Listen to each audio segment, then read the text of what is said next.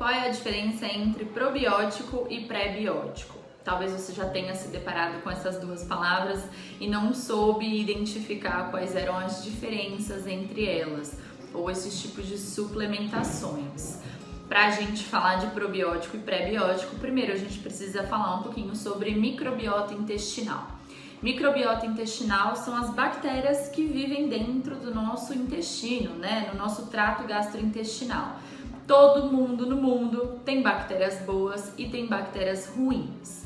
O ideal é que a gente tenha um número de bactérias boas, bactérias saudáveis, benéficas, maior do que o número de bactérias ruins, para a gente não criar todo um processo de disbiose intestinal, desbalanço nessa microbiota.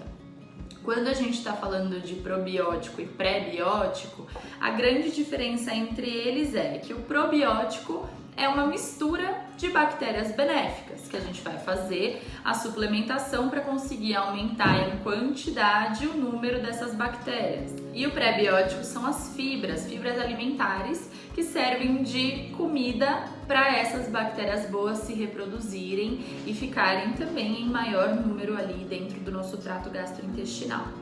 Quando que é indicado o uso de probiótico ou o uso de pré-biótico? Pré-biótico pode usar, não tem problema, independente, se for suplementação, mas fibras a gente encontra, nos alimentos, nos vegetais, verduras, legumes, leguminosas, feijão, grande bico, ervilha, nos alimentos integrais. Então isso é muito fácil da gente incluir na nossa rotina para manter um nível de bactérias saudáveis dentro do nosso intestino.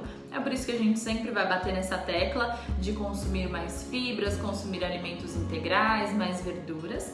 Mas o probiótico, ele precisa ser indicado para casos específicos. Existem probióticos diferentes, existem cepas de bactérias diferentes. Então o uso indiscriminado ele não é recomendado, porque pode ser que você consuma um suplemento que não vai te fazer bem. Muito pelo contrário, ele pode desregular mais ainda toda a sua microbiota intestinal.